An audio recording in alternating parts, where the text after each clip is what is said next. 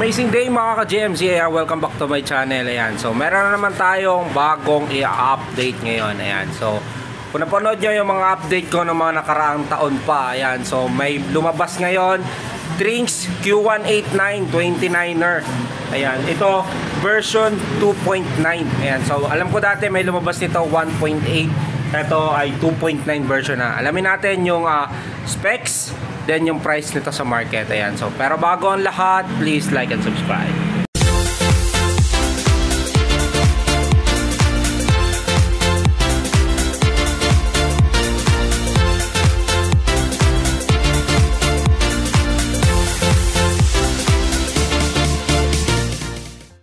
Okay, amazing day mga ka-GMC. Ayan, so meron naman tayong bagong ipa-price update ngayon. Ayan, si Trinx Q189 version 2.9.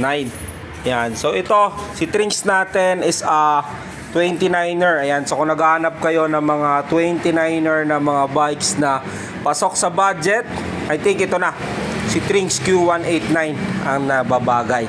Ayan, so si Trinx natin ay color matte black with blue. Ayan, so meron din po yung ibang kulay, mga glossy black, gray red. Ayan, so pero ito yung i-update natin, itong matte black na may halong blue. Ayan, so sa frame nya, ito ay size 16, medium na po yan. Ayan, 60-61 alloy material. Yung 16, yung sukat niyan, kung saan makukuha. Ayan, mula dito sa gitna ng kanyang bottom bracket hanggang dito sa gitna ng kanyang seat clamp. Ayan. So yun po yung 16 inches po yan. Ayan po ay medium frame. Okay, so halos lahat naman ang ginawa nito ay 16 na medium. Then dito sa kanyang top tube, ayan, mapapansin nyo, medyo may kanya-kanya siyang design. Yan, so lining na may blue. Din dito nakalagay yung model niya na Q189 version 2.9. So nakalagay na rin po yan. Sa frame naman niya, ayan, yung mostly naman natin nakikita sa Trinx. Ayan, nakikita pa rin yung bakas ng pinagka-weldingan niya. So yan, so kinagandahan niyan, syempre nakikita natin kung meron siyang hindi na weld. Syempre ang kinagandahan naman niyan, mas matibay yan. Okay, so dito sa kanyang down tube, dito nakalagay yung mismong brand niya na mostly naman natin nakikita sa bike, no? So meron na rin yan lagayan ng battle cage. Then dito sa baba, meron yang design in Italy. Ibali yung mismong brand kasi ni Trinx talaga, design in Italy. Ayan, so yung mismong bike, lahat naman ng bikes natin dito, mga 90%, which is mga China. So bihira lang naman yung mga hindi China, no? So mostly yung mga budget na bikes China, pero kinagandahan meron siyang manufactured o di kaya design in Italy yung mismong design niya. Then syempre may warning sign yan na once na gumagamit kayo ng bike, maggamit kayo o magsuot kayo ng isang helmet. Ayan, so dito sa kanyang seat post, ayan, so ito ay quick release alloy na rin po yan. Size nito ay 27.2 by 350 mm. Ayan, so yung laki naman ng kanyang yung tube, 10 mm max torque. Ayan, so sa pedal, stock pedal ay plastic, then ball bearing. Sa mostly naman natin nakikita sa mga bikes, no, stock lang din talaga yan. Sa saddle naman niya, ayan, Trinx ang brand. So halos naman nakikita natin sa lahat ng mga Trinx, ganito lang din ang design niya. Kinagandahan nito sa stock niya, malambot na po yan. Okay, so common yung lambot niya. Ayan, so dito naman tayo sa kanyang harapan. Ayan, sa kanyang head tube. Ayan, dito nakalagay yung Trinx niya. Then meron ditong serial number. Ayan, so si Trinx meron talaga serial number yan. Headset niya, ayan, ay ball bearing pa, 4444. Stem na ay alloy na din, Trinx din po yung brand niya. Okay, sa handlebar niya, ayan, ay alloy din, Trinx din po yung mismong brand niya. Okay, so dito sa kanyang handlebar, medyo mahaba to. I think mga 720 ito, pag sinukat. Pero para mas sure, sukatin natin ng metro.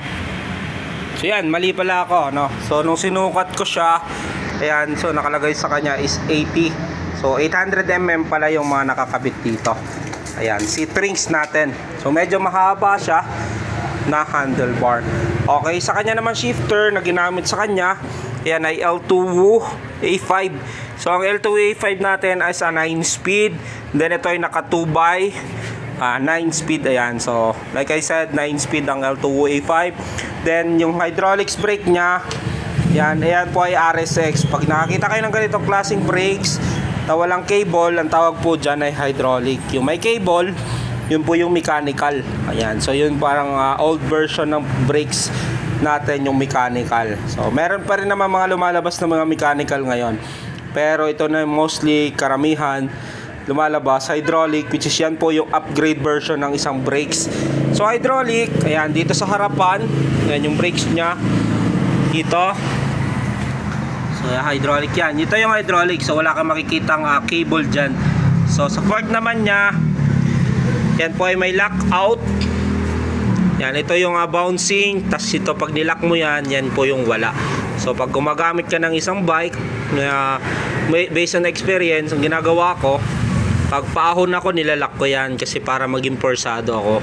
So yung less pwersa pag ginagamit ko yung bike, no, lalo sa ahon, kasi babawas yan habang nagbabounce ka. Mapapagod ka kung nagbabounce yung mismong fork mo habang umaahon ka. Pag bouncing naman, yan, ginagamit ko yan doon sa mga medyo malubak na daan. Ayan, so yan po ay coil, preload, bakal, yung fork, upgrade nyo na lang kung gusto nyo.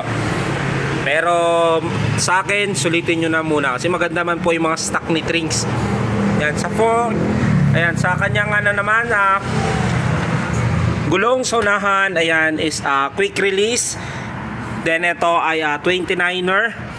Check natin kung gaano kalapad. Ayan, Kenda tire. Check natin, no? So hindi ko makita, medyo madilim na. Ayan, 29 by 2.10. Kenda tire pala to. Ayan, oh, medyo malabo lang yung mismong print ng kanyang Kenda na brand. Fast rolling. Ayan, so quick release. Rotor na ginamit sa kanya ay 160mm. Ayan, so quick release. Ayan. So pag-usapan naman natin yung mismong drivetrain nya. Like I said, dito sa kanyang shifter, ayan ay 2x9. So ginamit sa kanya L2 A5. So dito sa crank nya, pro wheel.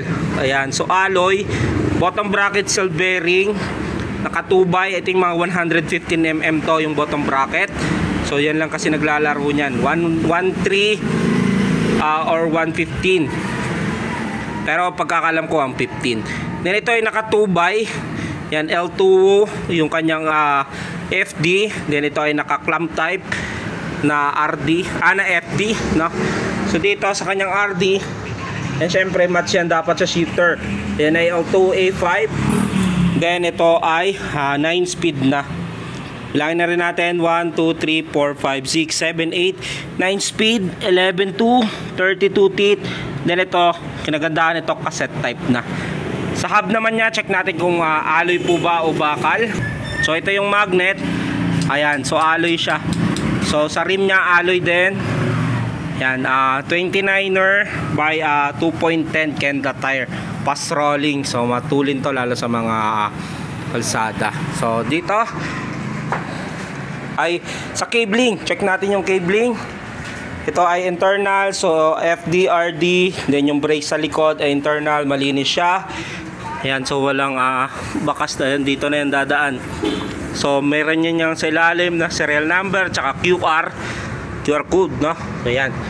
So yan po yung Trinx Q189 version 2.9 natin, 29er. Magkano nga ba ito? Presyo natin ito sa shop ay 7,800. Pag sa TikTok, Shopee, mabil mo ng 8,100. Pag sa shop, less 200 pesos. Ay sorry, 8,000 pesos sa TikTok and Shopee.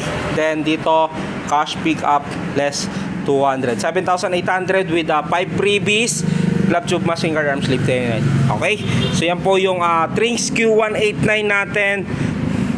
29er naka 2x 9 speed. Comment down below kung nagustuhan nyo yung bagong update nitong Trinx Q189 version 2.9.